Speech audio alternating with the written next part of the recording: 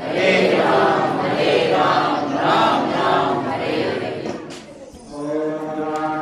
गान्धस्य ज्ञानाञ्जनशलाकया चक्षुरुन्मीलितं येन तस्मै श्रीगुरवे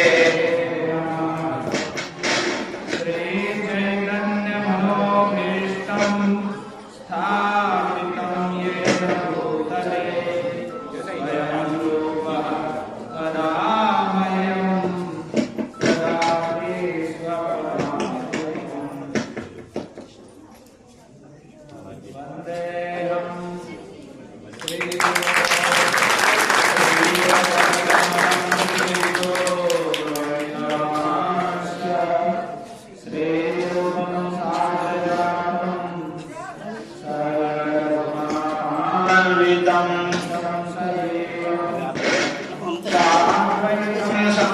भूतं परिजन सहितं कृष्ण चैतन्य देवं श्री राधा कृष्ण पादान् सहगण ललिता श्री विशाखान्वितांश्च।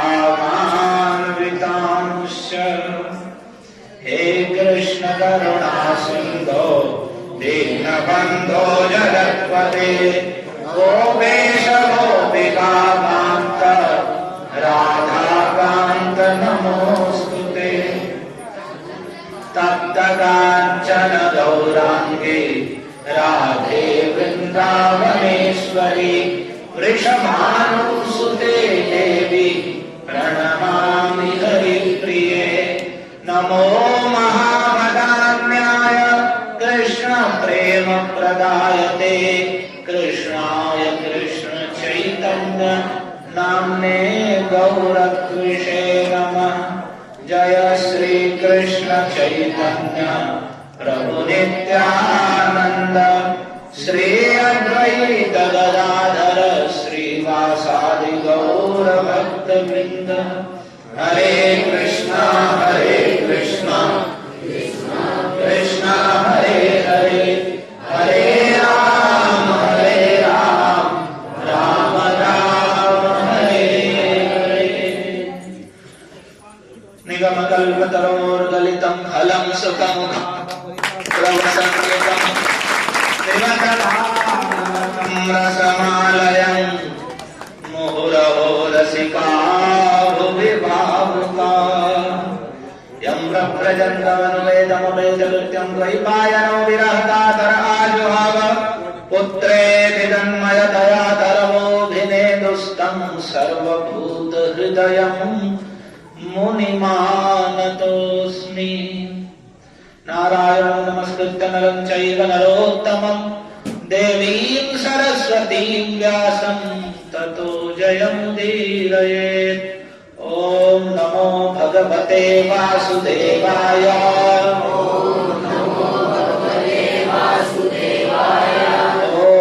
नमो भगवते वासुदेवाय।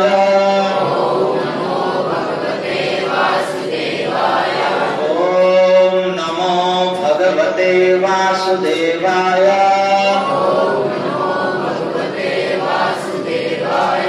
एकदा क्रीडमानास्ते रामाद्या गोपदारका कृष्णो मृदं भक्षितवान् इति मात्रे न्यवेदयन्। एकदा क्रीडमानास्ते रामाद्या गोपदारकाः कृष्णोऽमृतं भक्षितवान् इति मात्रे न्यवेदयन्। हरे कृष्णा।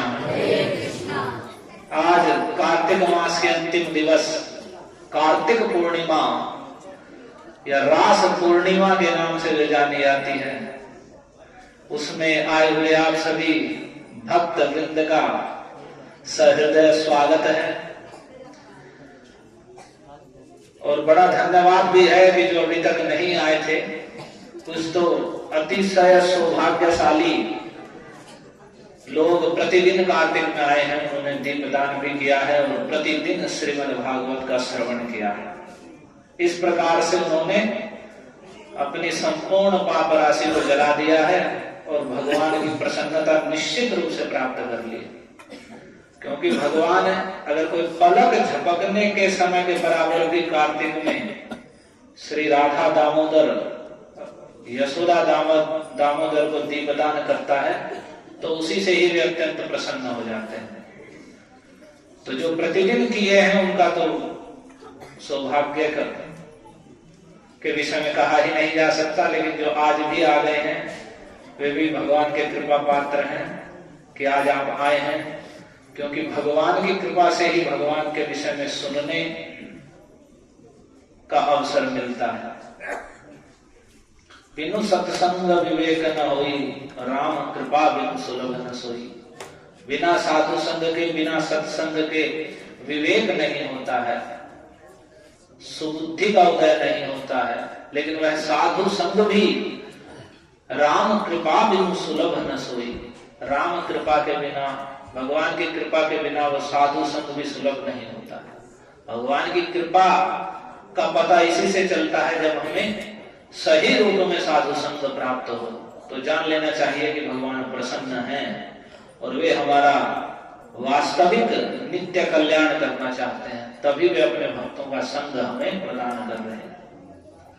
तो ये बड़ा सौभाग्य है कि हम सब एकत्रित हुए हैं। तो बड़े ध्यान से भगवान की एक बड़ी सुंदर लीला का आप श्रवण कीजिए। पीछे हमने कल माखन चोरी लीला के विषय में सुना संक्षेप में ही, कि सभी गोपियां चाहती थी कि हमारे घर कृष्ण आए और जो हम दूध, दही, माखन छिपाकर रखती हैं, ऊंचे पर टांग के रखती हैं, वे उन सबको चुरा चुरा कर खाएं, अपने सखाओं को खिलाएं और बंदरों को खिलाएं और हम इस लीला को देखें और इसके द्वारा वे परम आनंद को प्राप्त करती थी।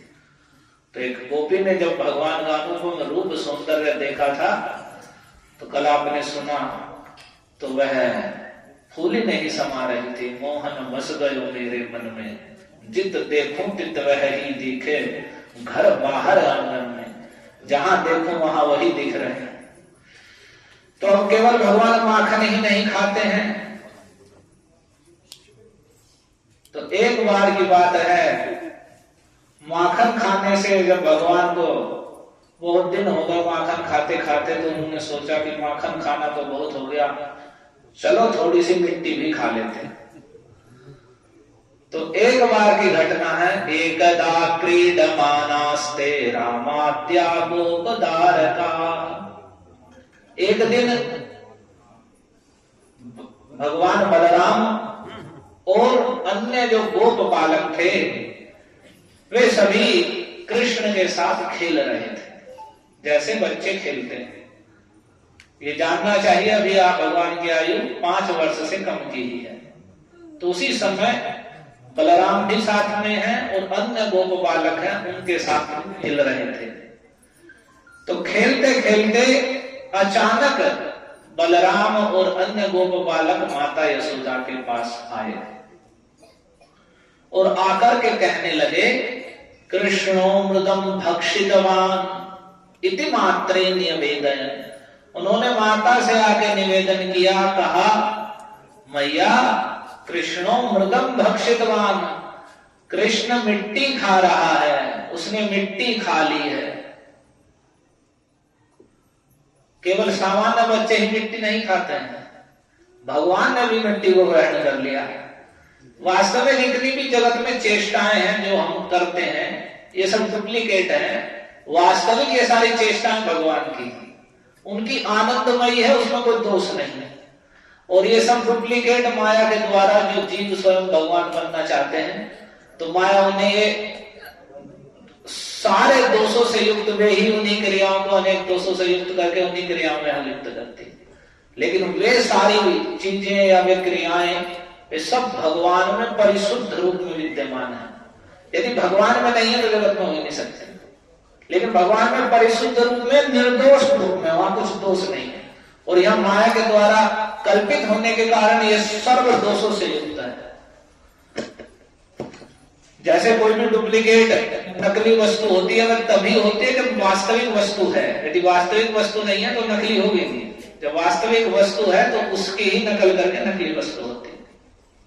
तो भगवान बच्चों के साथ खेल रहे थे, तो खेलते खेलते उनके मन में आई और बाल सुलभ लीला में उन्होंने मिट्टी उठाई और खानी प्रारंभ कर दी। ये गोकुल में एक स्थान है यमुना के तट पर, जिसे कहते हैं ब्रह्मांड घाट, यमुना के निकट ही, जहां कृष्ण ने मिट्टी खाई है, अभी वह स्थान है। तो जब सभी गोप बालकों ने आकर कहा माता कृष्ण ने मिट्टी खाई है, वह मिट्टी खा रहा है, तो माता यशोदा तत्काल उठी और उन्होंने कृष्ण को पकड़ लिया। सागहित्वा करे कृष्णम उपालभ्य हितैषिणी यशोदा भय संभ्रांत प्रेक्षणाक्षमभाषत।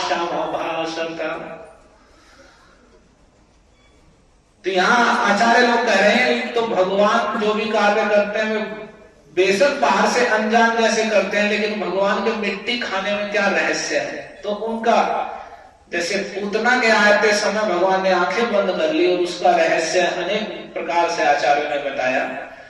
तो इसके विषय में कह रहे हैं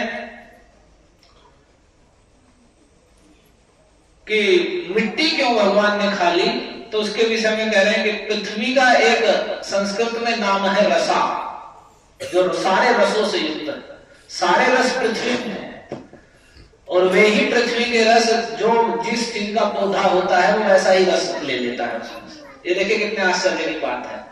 देखिए भगवान की शक्ति का कैसे विभाजन किया गया है, कैसी व्यवस्था है कि एक ही स्थान पर नीम का पेड़ लगाइए वो कड़वा रहेगा, उसी स्थान पर आम का लगाइए और मीठा रहेगा। तो मिट्टी वही है लेकिन उस भूमि से वही रस निकलता है, वैसे ही रस से वह पुष्ट हो जाता है। तो पृथ्वी का एक नाम रसा है। तो भगवान ने सोचा कि मैं सारे रस तो ले ही चुका हूं, बस एक रस यही बचा हुआ है, चलो इसका भी रस आस्वादन कर लूं। तो ऐसा सोच करके उन्होंने मिट्टी को भी, रसा को भी ग्रहण कर लिया। तो ये भगवान को मिट्टी खाने के पीछे का कारण बता रहे हैं। और फिर कह रहे हैं कि देखो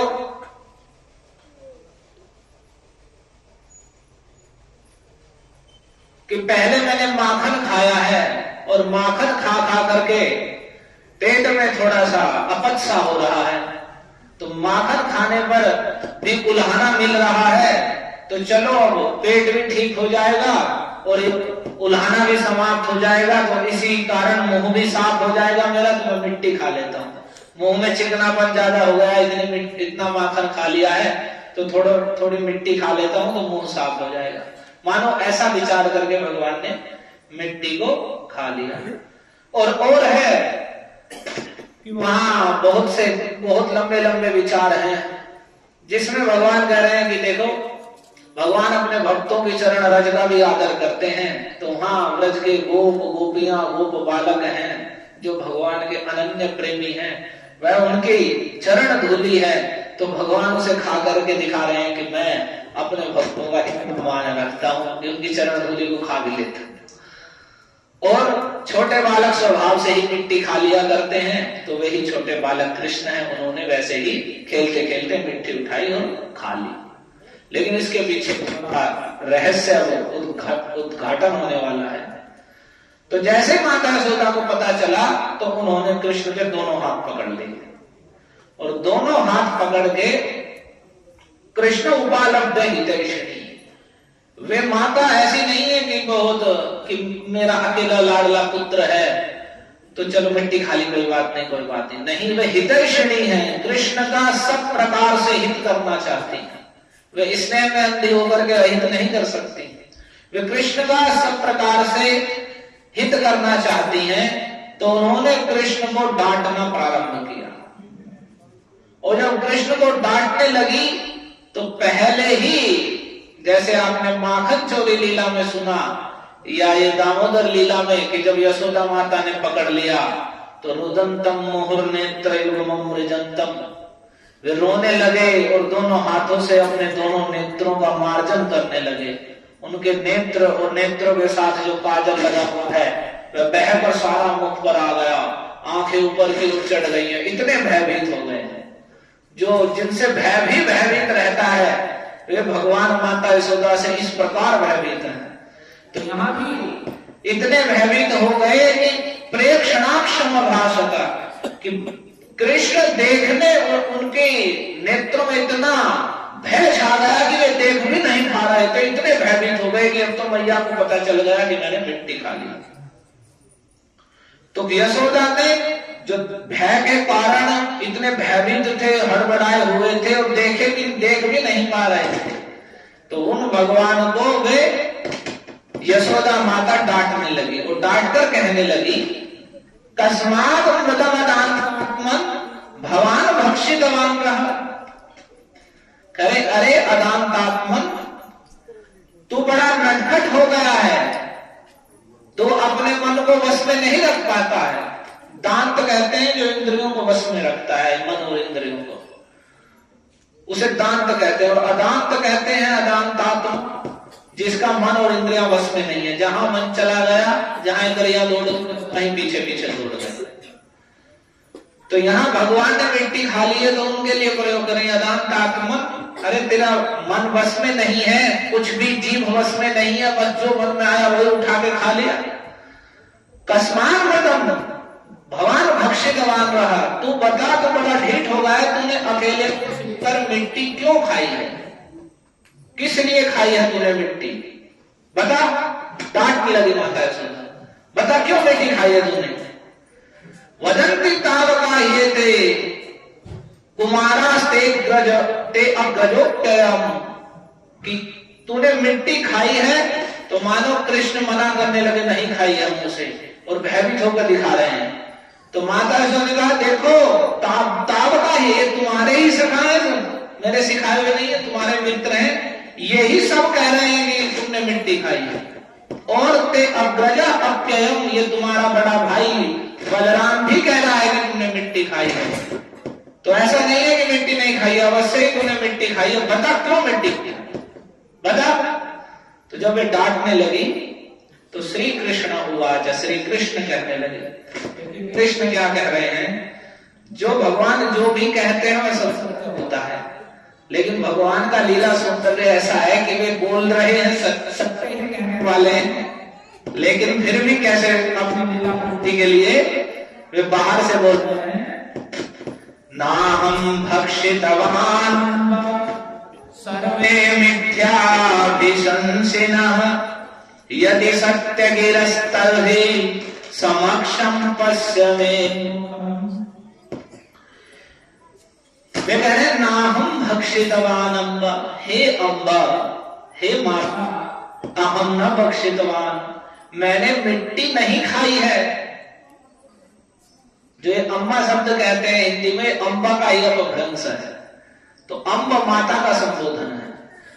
तो हे अम्बा, हे माता, मैंने मिट्टी नहीं खाई है। तो माता यशोदा ने कहा, ये तुम्हारे ही सखा हैं, ये बलराम तुम्हारा बड़ा भाई, ये बता रहे हैं कि तुमने मिट्टी खाई है। तो भगवान कहने लगे, सर्वे मिथ्याभिशंसिनः, सारे झूठ बोलने वाले हैं, तो झूठ ही बोलते हैं, ये सब के सब झूठ बन रहे हैं। हे भैया, मैंने मिट्टी नहीं खाई है। तो माता यशोदा ने कहा, अच्छा ये झूठ बोल रहे हो, तुम सही बोल रहे हो। तो भगवान कहने लगे, तुम्हें फिर भी लग रहा है कि मैंने मिट्टी खाई है और ये सच बोल रहे हैं, यदि सत्य की रस, यदि इनकी बात ही तुम्हें सच्ची लग रही है, तरही समक्षम पश्य मे मुखम, तो तुम अगर इनकी बात को ही सच मान रही हो तो देखो, मैं तो तुम्हारे सामने ही हूं। मिट्टी खाई है तो मुंह में तो होगी, तो पश्य मे मुखम, तुम मेरे मुख में ही देख लो, मेरे मुंह में ही देख लो मिट्टी है या नहीं, मैं तुम्हारे सामने ही हूं। और देख लो, ये सारे झूठ बोल रहे हैं, मैंने मिट्टी नहीं खाई है, मैं तुम्हारे सामने हूं, चाहे तो मेरा मुंह देख लो, अपनी आंखों से देख लो, मैंने मिट्टी नहीं खाई है। तो जब उन्होंने ऐसा कहा कि मेरा मुंह देख लो, मैं तो तुम्हारे सामने ही खड़ा हुआ, तो यद्येवं तर्हि ज्ञातेहि इत्युक्तः स भगवान हरि। यहाँ कह रहे हैं, तो जब उन्होंने कहा यशोदा जी से, तो यशोदा जी ने कहा, अच्छा ऐसी बात है, तो यदि ऐसा है कि ये झूठ बोल रहे, तू सच बोल रहा है, तो खोल मुंह, दिखा मुंह खोल के कि मिट्टी खाई है कि नहीं खाई है। तो जैसे ही माता यशोदा ने कहा कि मुंह खोलो, तो उनके ऐसा कहने पर सब भगवान हरि, उन भगवान हरि ने अपना मुंह खोल दिया। तो यहां कह रहे हैं भगवान के लिए सब भगवान हरि व्यादत्ता व्याहतैश्वर्य क्रीडा मनुज बालक। हे परीक्षित, माता के ऐसा कहने पर श्री कृष्ण ने अपना मुंह खोल दिया, परंतु वे तो भगवान हरि हैं, वे तो स्वयं भगवान हरि हैं। उनका ऐश्वर्य है जो परमेश्वर का है वह अव्याहत है। अव्याहत अर्थ है वे सदा सदा ही परमेश्वर ही हैं। उनका ऐश्वर्य जो प्रभाव है वह अनंत है, असीम है, कभी क्षीण या कम नहीं होता। क्रीड़ा मनुज बालक, वे तो अपनी लीला से ही मनुष्य के बालक से जान पड़ रहे हैं। वे अपनी केवल लीला के लिए ही मनुष्य बालक से दिख रहे हैं, क्रीड़ा करने के लिए ही, लेकिन वे तो स्वयं पूर्ण पुरुषोत्तम स्वयं भगवान श्री हरि श्री कृष्ण है। तो जब माता ने कहा मुंह खोलो तो उन्होंने मुंह खोल दिया। तो वे तो क्रीड़ा लीला करने के लिए बाहर से बाल्य लीला कर रहे हैं, मनुष्य बालक से जान पड़ रहे हैं, लेकिन जो उनका ऐश्वर्य है, ईश्वरता है, प्रभाव है, शक्तिमत्ता है, वह तो वैसी की वैसी ही रहेगी। ऐसा थोड़ी है कि जो भगवान छोटे बच्चे हो गए हैं तो अब उनकी भगवत्ता भी समाप्त हो गई है, बस बालक बन गए। और एक विशेष बात अव्याहत ऐश्वर्य की, जो कृष्ण का ऐश्वर्य है वो अव्याहत है, कभी हद नहीं होता। कभी ऐसा नहीं है कि भगवान अपने पद से गिर गए, उनका प्रभाव कम हो गया, जबकि अन्य सभी देवताओं में देखा जाता कि किसी सांप से या किसी अपराध से या किसी कारण से वे अपने पद से गिर जाते हैं। लेकिन जो कृष्ण का ऐश्वर्य है वह अव्याहत है, सदा का सदा वैसा ही रहता है। चाहे वे अर्जुन के रथ पर बैठ रहे हो तो भी वे परमेश्वर हैं, चाहे वे माखन चोरी लीला करें तो भी परमेश्वर हैं, या विश्व रूप दिखा के अर्जुन के सामने खड़े हो तो भी परमेश्वर ही है। ऐसा नहीं है कि वे बाल लीला कर रहे हैं, या मंदिर में भगवान का श्री विग्रह स्थापित है जो अभिन्न भगवत स्वरूप है। कृष्ण ही श्रीमूर्ति के रूप में मंदिर में भक्तों द्वारा जहां सेवित हो रहे हैं वे साक्षात भगवान है। उनका ऐश्वर्य वहां भी वैसा ही है, लेकिन वो भक्तों के सामने ही भगवान प्रकट करते हैं। तो भगवान का ऐश्वर्य अनंत है, असीम है, वे लीला से ही मनुष्य के बालक से जान पड़ रहे हैं। तो जैसे ही माता यशोदा ने कहा मुंह खोलो, यदि ऐसी बात है तो उन्होंने अपना मुंह खोल दिया। और जैसे ही मुंह खोला तो सातददसे विश्वम जगत्स्थास्नु चखम दिशा साद्रिद्वीपाब्धि भूगोलम सवायवाग्नि इंदु तारकम। जैसे ही मुंह खोला तो उन माता यशोदा ने देखा उनके मुंह में क्या दिखाई दिया, मिट्टी। मिट्टी देखी तो कह रहे नहीं, मिट्टी नहीं दिखाई दी। तो क्या दिखाई दिया? जीभ। अरे जीभ नहीं दिखाई दी तो क्या दिखाई दिया? गला दिखाई दिया, कुछ तो दिखा होगा। कहेंगे ये सब नहीं दिखा।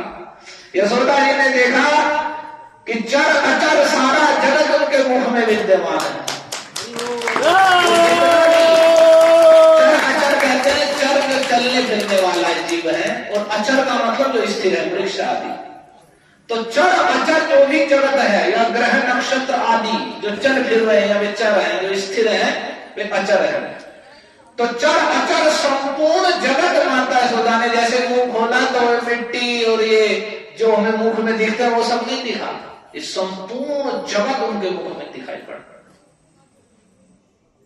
तो वह कैसा क्या दिखाई दिया? कह रहे हैं खम दिशा, आकाश दिखाई दिया भगवान के मुख में। वह आकाश, वह शून्य जिसमें किसी की गति नहीं है, वह आकाश दिखाई दिया जहां कुछ भी नहीं चलता है, आकाश का वह स्थान। और दिशाएं, सारी दिशाएं कृष्ण के मुख में दिख रही हैं। ये देखिए ऐश्वर्य कृष्ण की परमेश्वरता। सारी दिशाएं, बड़े बड़े पर्वत, बड़े बड़े द्वीप, जो हम ये द्वीप पढ़ते हैं, ये द्वीप है, इतने 7 द्वीप हैं पृथ्वी पर, बड़े बड़े द्वीप, और समुद्रों सहित सारी पृथ्वी उन्हें कृष्ण के मुख में दिख रही है। बहने वाली वायु, आकाश में चमकने वाली विद्युत बिजली, अग्नि, चंद्रमा और तारों सहित सारा ज्योतिर्मंडल, जितने तारे आप आकाश में देखते हैं, चंद्रमा देखते हैं, वह सब कुछ माता यशोदा कृष्ण के मुख में देख रहे हैं। इतना सा मुंह खोला है, उसी मुख में ये सब कुछ दिख रहा है।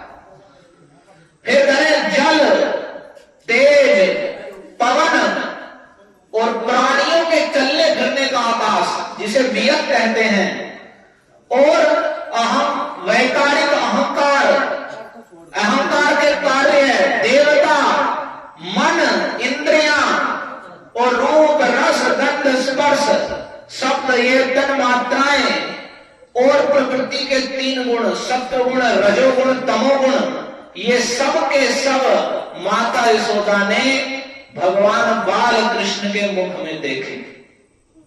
सब कुछ, यह सारा कुछ जो आप देख रहे हैं, उधर ध्यान मत दीजिए, कथा सुनने इस पर ध्यान दीजिए।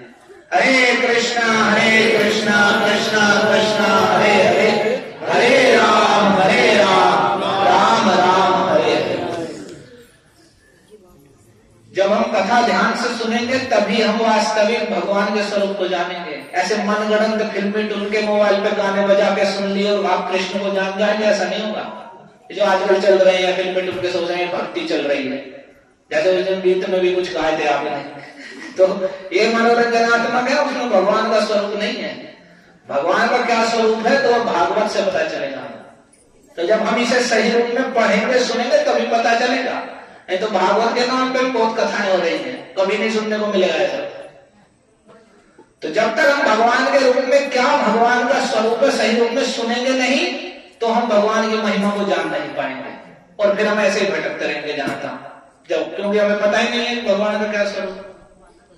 तो सारा जगत चर अचर जो भी कुछ हम देख सकते हैं इस जगत में, वो सब कुछ माता यशोदा कृष्ण छोटे से मुख में देख रही है।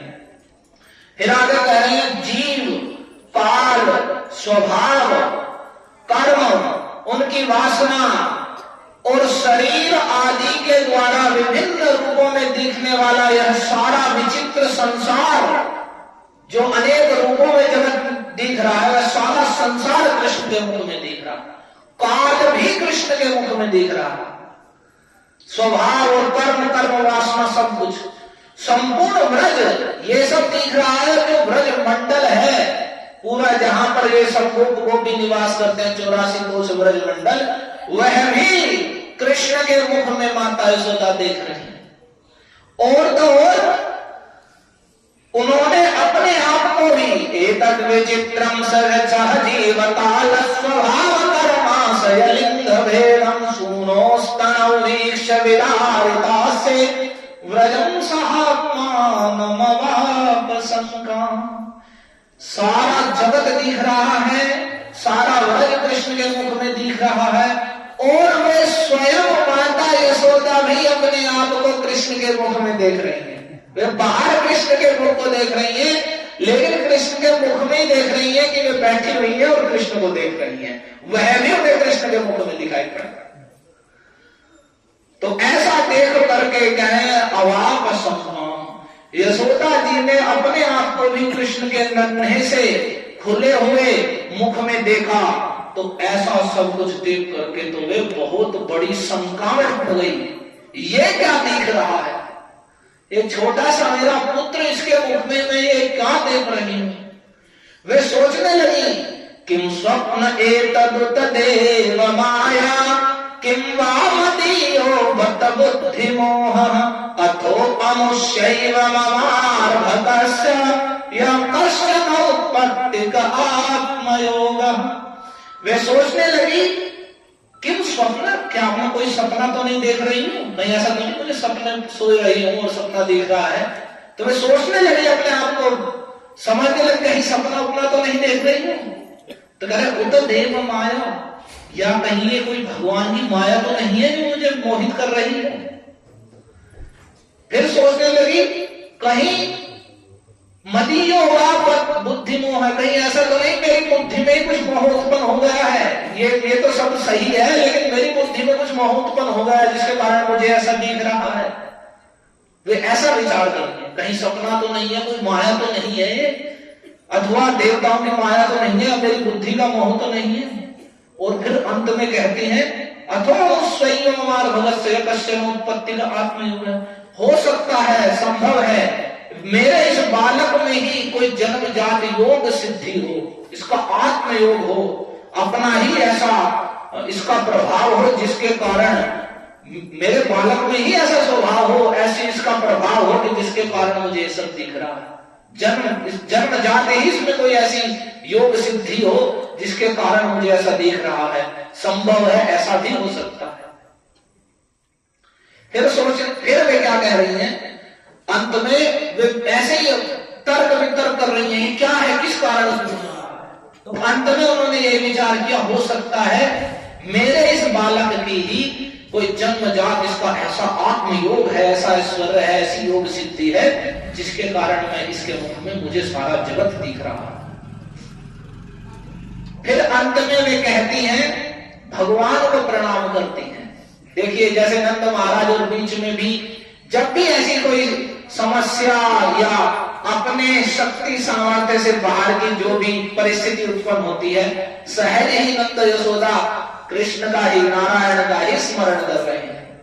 वे कह रही है कि जो चित्त, मन, कर्म और वाणी के द्वारा ठीक ठीक तथा सुगमता से अनुमान के विषय नहीं हो सकते, यह सारा जगत जिनके आश्रित है, जो इसके प्रेरक हैं और जिनकी सत्ता से ही इसकी प्रतीति या इसकी सत्ता है, और जिनका स्वरूप अचिंत्य है, उन परमेश्वर प्रभु को मैं प्रणतास्मि तत्पदम्, मैं उन भगवान के चरणों में प्रणाम करती हूँ। को क्या है भगवान का स्वरूप, वे माता यशोदा इतनी बुद्धिमती में जानती है कि हम कहते हैं भगवान का दिखाओ, हमें दिखाओ है भगवान।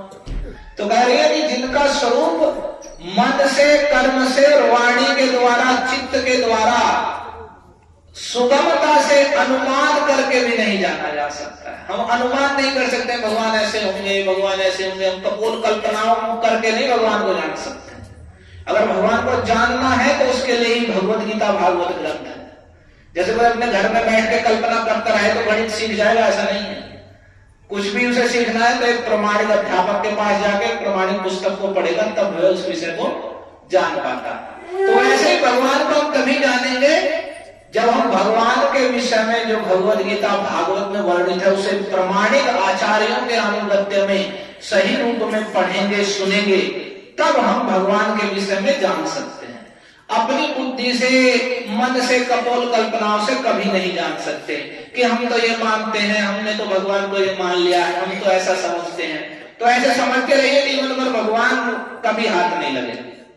यहाँ कह रही है माता यशोदा कि वे मन, बुद्धि और वाणी के द्वारा अनुमान का भी विषय नहीं हो सकते हैं, और सारा जगत उनके आश्रय में है, सारा जगत कृष्ण के आश्रय में है, और वे ही जगत के प्रेरक हैं, चलाने वाले हैं, और उनके कारण ही, उनकी सत्ता से ही यह जगत हमें दिखाई पड़ रहा है। भगवान है तो यह जगत दिख पड़ रहा है। यदि भगवान अदृश्य हो या अपना प्रभाव को समेट ले तो तत्काल जगत की स्थिति नहीं रहेगी। सारे जगत का आधार स्वरूप वे हैं, लेकिन उनका स्वरूप सर्वथा अचिंत्य है। अचिंत्य का मतलब चिंतन के द्वारा हम उन्हें नहीं समझ सकते हैं। हम भगवान के द्वारा दिए गए उपदेशों से ही, और भगवान के जो भगवान यहाँ अवतार लेकर जो अपने आप को दिखाकर जो अपने स्वभाव और चरित्र का प्रकाशन करते हैं, उसे सुनकर ही हम उनके विषय में जान सकते हैं। ऐसे अपनी बुद्धि लगाने से और कल्पनाएं करने से, अथवा कुछ लोग ऐसे भी हैं कि हम तो वेद पढ़ते हैं जी, हम तो वेदों के अपने अनुसार मंत्रों के अर्थ करते हैं और हम पता चल गया हमें ईश्वर क्या है, और अंत में उन्हें कुछ हाथ नहीं लगता, और अंत में बस एक ही हाथ लगता है, ईश्वर तो निराकार है, बस निराकार है, ईश्वर को कोई मूर्ति नहीं है और उसकी कोई पूजा वूजा कोई जरूरत नहीं है, बस निराकार है, उन्हें बस ईश्वर है, बस यही हाथ लगता है उन्हें। क्यों? क्योंकि भगवान तो मन, बुद्धि और इंद्रियों की सीमा से परे हैं, वे गुणातीत हैं, इंद्रियों से अतीत हैं। तो इन मन, बुद्धि और इंद्रियों के अपने तर्क कुतर्क से हम नहीं जान सकते। या उन्हें जानना है तो हम ऐसे भागवत से, भगवत गीता से जब भगवान के विषय में सुनेंगे तभी हम भगवान को जान सकते हैं। और सही रूप में जिन्होंने जाना है उन आचार्यों के अनुयायी बनकर, अपनी मन गढ़ंत बुद्धि लगा के हम यहां भी नहीं जान पाए। तो उन्होंने यही कहा कि जिनका स्वरूप अचिंत्य है उन भगवान की ही मैं शरण ग्रहण करती हूँ, उनको प्रणाम करती हूँ। और फिर अंत में वे कहती हैं अहम ममासो पतिरेश में सुतो हृदयेश्वरस्य अखिलगित्तमा सती कोप्यश्च गोपाः सहगो धनाश्रमे यन्मायेत्थम कुमति समे गति। कह रही कि देखो यह मैं हूं, यह मेरे पति हैं, यह मेरा लड़का है, पुत्र है। मैं व्रजराज नंद महाराज की संपूर्ण संपत्तियों की स्वामिनी हूं, उनकी धर्म पत्नी हूं। ये गोपियां हैं, ये गोप और ये गोधन, ये सब मेरे अधीन हैं। ये सब बातें जिनकी माया के कारण इस प्रकार की कुमति मुझे घेरी हुई है, वे कह रही है जिनकी माया से ये कुमति हो रही है कि ये मेरा है, मैं यहाँ ब्रज की महारानी हूँ, ये सब गोप गोपियां मेरे अधीन है, मेरा पति है, ये पुत्र है, जिनकी माया से ये सब हो रहा है।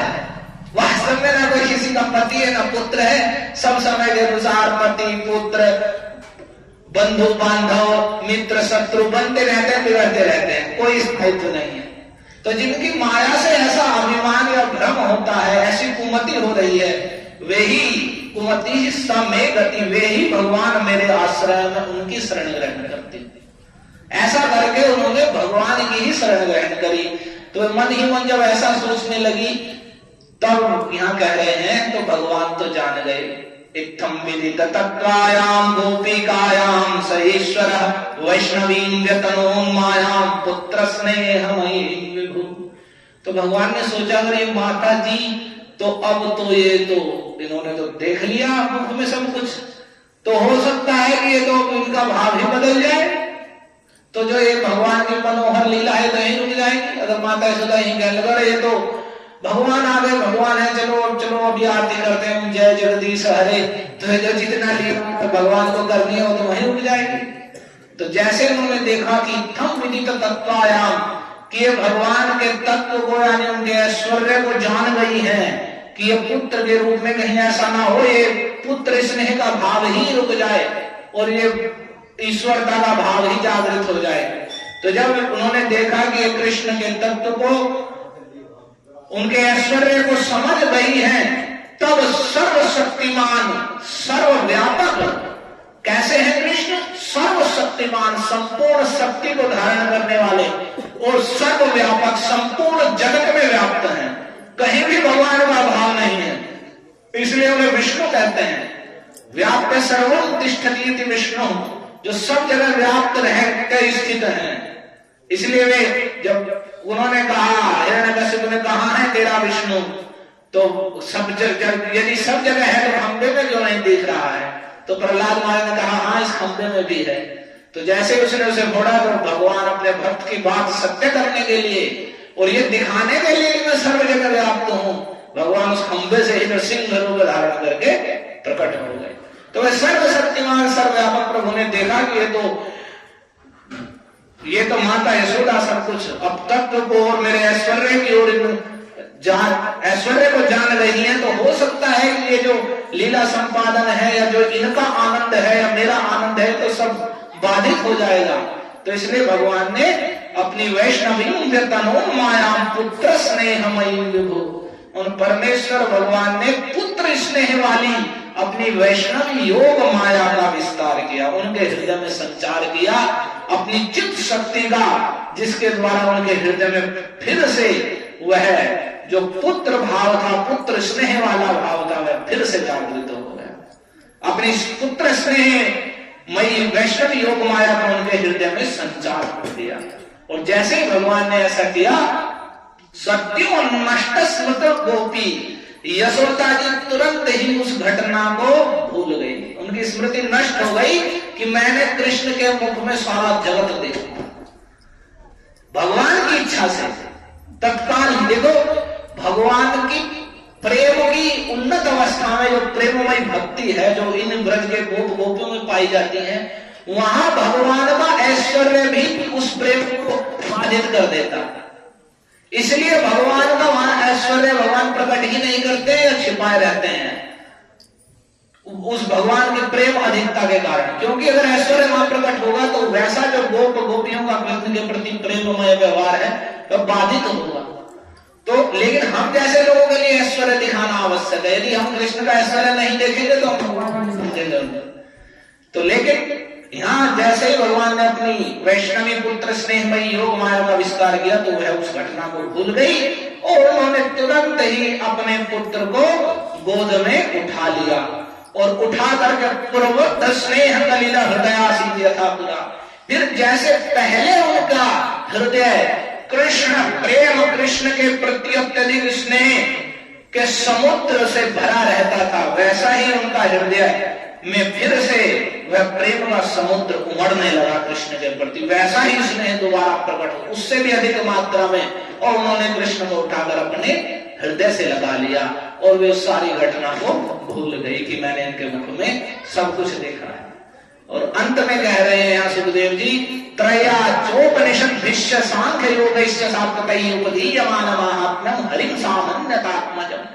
कि देखो सारे वेद त्रया यानी ऋग्वेद यजुर्वेद सामवेद चोपनिषद भिष्य और उपनिषदों के द्वारा सांख्य के द्वारा योग के द्वारा और भक्तजन जिनके महात्म्य के गीत गाते गाते थकते नहीं है अर्थात जिनके महात्म्य को वेदों में उपनिषदों में सांख्य में योग के द्वारा और उनके भक्तों के द्वारा जिनके अनंत अद्भुत महात्म्य महिमा गाई जाती रहती है वे हरि सामान्यतात्मजम वे माता यशोदा उन भगवान हरि को अपना पुत्र मानती हैं।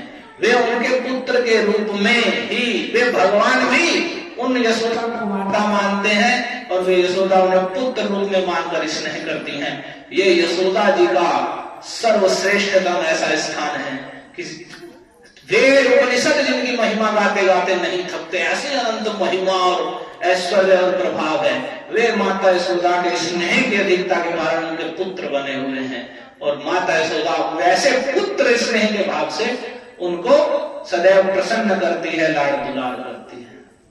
श्री श्री यशोदा दामोदर भगवान की जय। माता यशोदा की स्थिति है और ये भगवान की प्रेमाधीनता है कि ऐसे भगवान इनका ऐसा ऐश्वर्य है सारा जगत जिनमें है वे अपने प्रेम से युक्त भक्तों के ऐसे पुत्र और सखा प्रियतम आदि सब कुछ बन जाते हैं। तो इस प्रकार से हमने पूरे कार्तिक भगवान की ऐसी ही सुंदर सुंदर लीलाओं का श्रवण किया। मेरे पास 3 पुस्तकें हैं तो इसमें से 2 पुस्तकें दी जाएंगी उसे 2 प्रश्न पूछे जाएंगे जो उनका उत्तर दे देंगे 2 पुस्तकें एक पुस्तक उसे मिलेगी। तो अभी तक जो कथा सुनी है आपने जिनमें प्रतिदिन सुनी है एक प्रश्न है उनसे कि हमने भगवान की कुछ लीलाओं का श्रवण किया है हमने भगवान की कौन कौन सी लीला का श्रवण किया है बस ये उसके नाम बताने हैं। जो पूरे कार्तिक हमने भगवान की ये कृष्ण की बाल लीलाओं को सुना है तो उसमें कौन कौन सी लीला सुनी है ये बताना आपको कौन बताएगा। कहां से प्रारंभ की थी कथा कहने ये बताइए।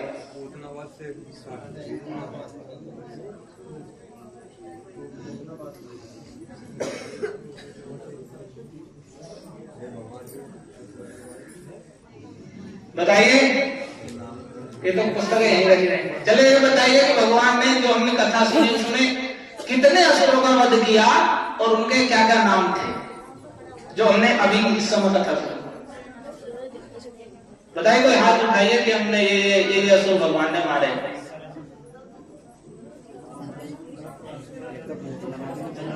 ऐसा काम एक बार खड़े होकर बताइए हाथ उठा गए नहीं कि एक वहां से बोल गया एक वहां से बोल गया ऐसे क्या पता चलेगा। एक हाथ उठाओ बताओ कि ये असुर हैं इतने थे और ये मारे हैं कथा में जो यहाँ सुने हमने यहाँ सुनिए नहीं कितने मारे हैं इस कथा में जो हमने यहाँ सुने ये कौन कौन से असुर थे जो मारे हमने। तो पुस्तक तो मुझे लग रहा है यही रखी रह जाएगी। तो ऐसा है ध्यान से सुनिए तृणावर्त पूतना। हाँ जी, आ जाओ।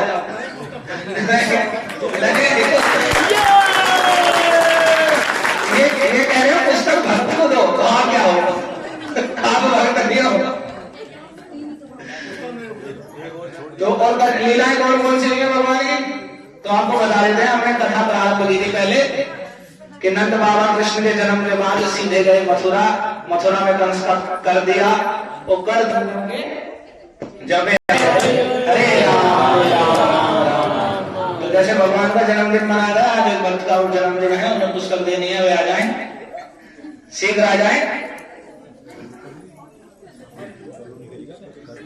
तो इनका जन्म दिवस है आज। वैसे तो अंग्रेजी तिथि के अनुसार दूसरा है, लेकिन जन्म दिवस जो हिंदी तिथि है उसके अनुसार हमें मनाना चाहिए, ऐसे अंग्रेजी तारीख के अनुसार नहीं मनाना चाहिए। तो इनका जन्मदिन है, इनके कल्याण के लिए सभी हरि नाम का उच्चारण करेंगे। हरे कृष्णा कृष्णा कृष्णा हरे हरे, हरे राम राम राम हरे हरे, हरे कृष्णा कृष्णा कृष्णा हरे हरे, हरे राम राम हरे हरे। लीजिए जी, प्राची गोस्वामी का नाम। हरे कृष्णा।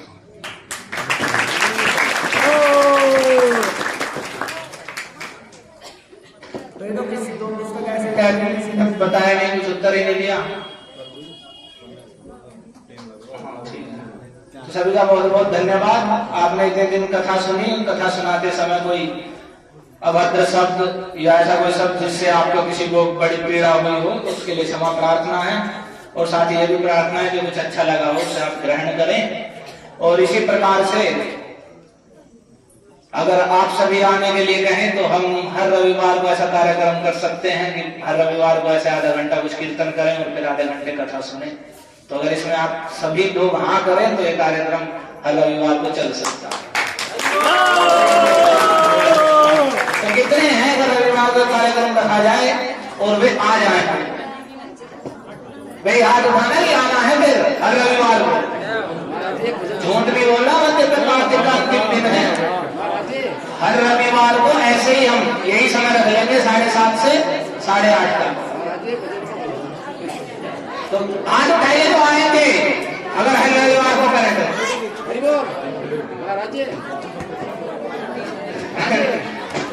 तो हम हर रविवार को करेंगे। हरे कृष्णा। तो हम हर रविवार को कार्यक्रम करेंगे। यदि आपकी संख्या आती रहेगी तो कार्यक्रम हर रविवार को ऐसे ही चलता रहेगा, ठीक है। और 5 मिनट चुप बैठिए, आपके लिए सुंदर प्रसाद भी है। प्रसाद लेना है आपको, भरपेट मिलेगा। और अभी कुछ बताएंगे, सुन लीजिए। इसे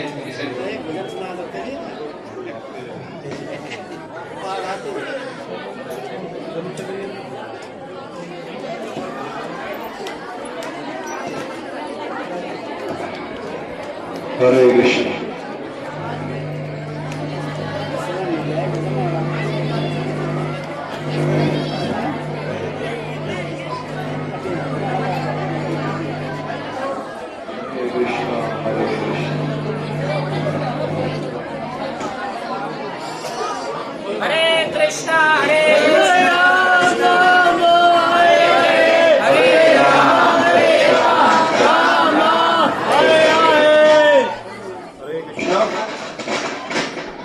सभी के लिए कुछ सूचनाएं हैं। आपसे अनुरोध है कि कृपया शांत बैठ जाओ 5 मिनट के लिए। हरे कृष्णा। आराम से बैठ जाओ 5 मिनट के लिए बोले।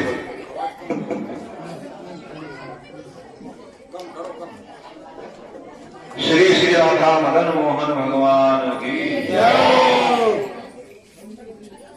तो इस वर्ष मनाए गए कार्तिक मास महामहोत्सव में आप सभी भक्तों ने बढ़ चढ़कर भाग लिया और पूरे 1 महीने तक आप सभी बड़े धैर्य के साथ दामोदर आरती, गोपी गीत, कीर्तन, भजन, कथा का श्रवण किया। इसके लिए भागवत प्रचार समिति आप सभी भक्तों का आभार व्यक्त करती है। आप सभी का बहुत बहुत धन्यवाद।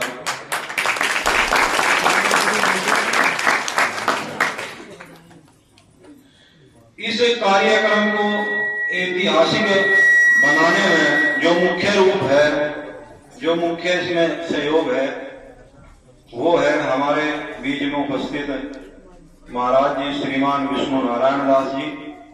तो इनके लिए एक बार हरे कृष्ण महामंत्र उच्चारण के माध्यम से इनका धन्यवाद करेंगे। हरे कृष्णा हरे राम कृष्णा कृष्णा हरे हरे हरे राम राम राम हरे हरे। इनकी मुख्य भूमिका इसलिए है इसमें क्योंकि एक तो ये वृंदावन में वास करते थे पहले, और यहाँ भक्तों के आग्रह पे इन्होंने यहाँ प्रचार प्रसार का बीड़ा उठाया और आप लोगों के साथ आपके अपने इस मंदिर के लिए इन्होंने अपना बहुत कीमती समय निकाला। उसके बावजूद जबकि इस मंदिर पर कई प्रकार के विवाद भी रहे और इन्हें तमाम प्रकार की धमकियां भी दी गई यहाँ से मंदिर छोड़ के जाने के लिए भी, पर ये निडरता पूर्वक आप सभी के बीच में डटे रहे। किसके लिए? आप लोगों के लिए। तो आप लोगों को बहुत बहुत धन्यवाद। आप लोगों ने बड़ा सहयोग भी दिया और इस बार इतनी भीड़ आई भी कार्तिक मास में, तो आपका बहुत बहुत धन्यवाद। महाराज जी के लिए एक बार फिर धन्यवाद करेंगे। हरे कृष्ण महामंत्र का उच्चारण जोर से हरे कृष्णा कृष्णा कृष्णा हरे हरे हरे राम। और उसके बाद में आप लोग देखते भी होंगे आपके अपने इस मंदिर में जो दिन भर लगे रहते हैं यहाँ पर साफ सफाई में भी, आप लोगों के वार्तालाप में भी, कुछ बात बताने में भी, धार्मिक श्रीमान रामश्याम दास प्रभु जी का भी बहुत सहयोग इस मंदिर में रहा। कई वर्षों से उन्होंने अपना जीवन दिया। उनके लिए भी आप एक बार हरे कृष्ण महामंत्र का उच्चारण करके उनका भी धन्यवाद करेंगे। हरे कृष्णा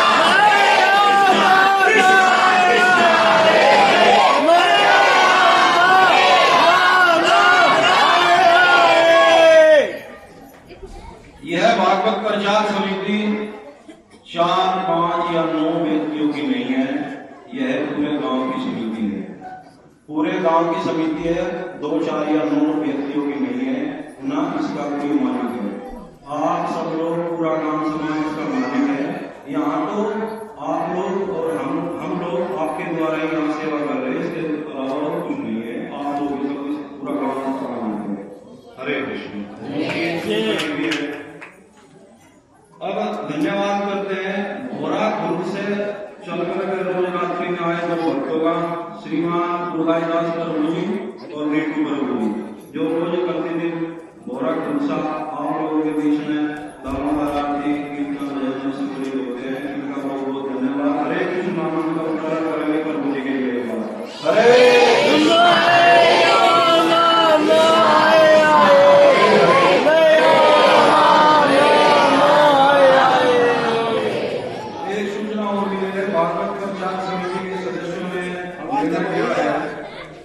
प्रत्येक रविवार को, जैसा कि अभी प्रभु जी ने बताया, प्रत्येक रविवार को 1 घंटे के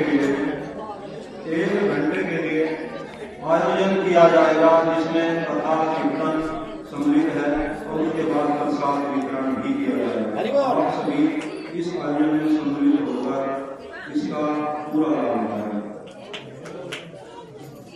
अपने मंदिर से जुड़े रहने के लिए एक सोशल मीडिया का प्लेटफॉर्म भी तैयार किया है। इसके माध्यम से आपको भगवान के दर्शन और कई प्रकार की सूचनाएं आपको प्रसारित की जाएगी। जो इस प्रकार से है, यूट्यूब चैनल पर आप अपने हरे कृष्ण धाम के नाम से एक चैनल है, उसे आप सब्सक्राइब करके सहयोग कर सकते हैं।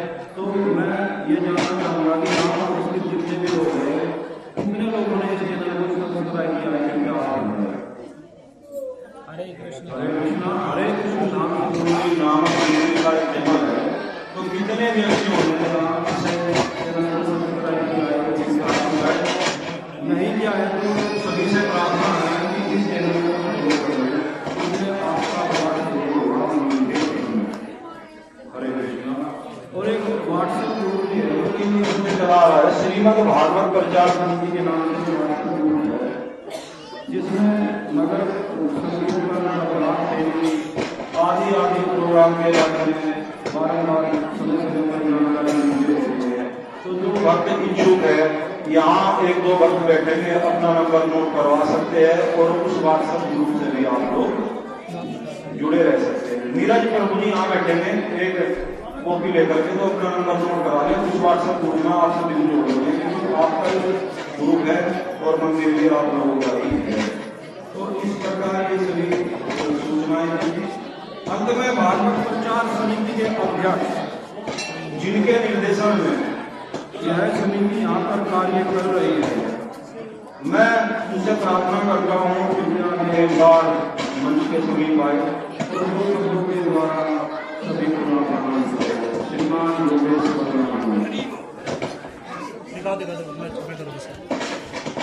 हरे कृष्णा हरे कृष्णा कृष्णा कृष्णा हरे हरे हरे राम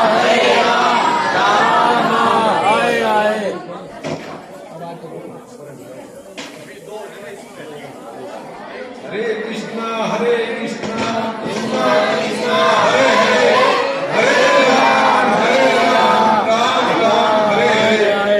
महाराज जी ने इतनी अच्छी कथा सुनाई और उससे अच्छे हमारे भक्त थे, कितने उल्लास के साथ से भीड़ भड़ाके से और बहुत अच्छा प्रोग्राम हमारा फाइनल कर दिया। आप सभी लोगों का मेरा दंडवत प्रणाम करता हूं मैं।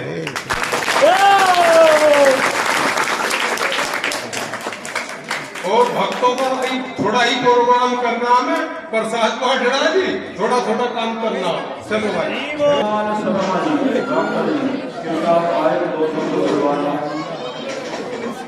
हरे कृष्णा।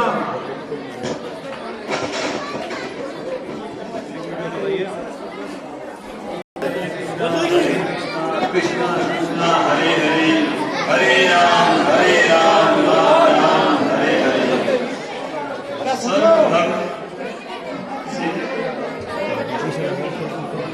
सर्वप्रथम श्री राधा माधव जी राधा कृष्ण के युगल जोड़ी के चरणों में दंडवत प्रणाम करता हूँ। तदुपरांत व्यास गद्दी पर विराजमान श्री महाराज विष्णु चंद्रदास जी, इन्हें प्रणाम करता हूँ। और आए हुए सभी भक्तजन जो मेरे से बड़े हैं उन्हें सबको मातृशक्ति को प्रणाम करता हूँ, जो मेरे से छोटे हैं उन्हें हार्दिक स्नेह मेरी तरफ से। पिछले विगत एक माह से महाराज जी हमें भगवान श्री कृष्ण की लीलाओं का बड़े सुंदर सरल ढंग से श्रवण करा रहे हैं और जो परिस्थितियां यहाँ की हैं उससे भी ये डटे हुए हैं और हमें भगवत कथा का रसास्वादन करवा रहे हैं। इसलिए मैं कस्बा वासियों की सभी तरफ से इनका आभार व्यक्त करता हूँ, इन्हें प्रणाम करता हूँ। तब इन्होंने बड़े अच्छे सुंदर सरल ढंग से वर्णन किया, कहीं असुरों का संहार है तो कहीं भगवान श्री कृष्ण के प्रति गोपियों का प्यार है। सबके ऊपर भगवान की कृपा बनी रहे, यही मेरे भगवान से प्रार्थना है। और भगवत प्रचार समिति की तरफ से ये सब कुछ किया जा रहा है। विशेष इनका हम सभी के ऊपर ऋण है और मैं भगवान से प्रार्थना करता हूँ कि भगवत प्रचार समिति इसी तरह से भगवत सेवा में प्रीत रहे। और भगवान से मेरी ये प्रार्थना है कि इन्हें अपने चरणों में प्रीत लें और भगवान इनके ऊपर अपनी भक्ति प्रदान करें। मेरी तरफ से बस यही है, मैं अपनी वाणी को विराम दूंगा। हरे कृष्णा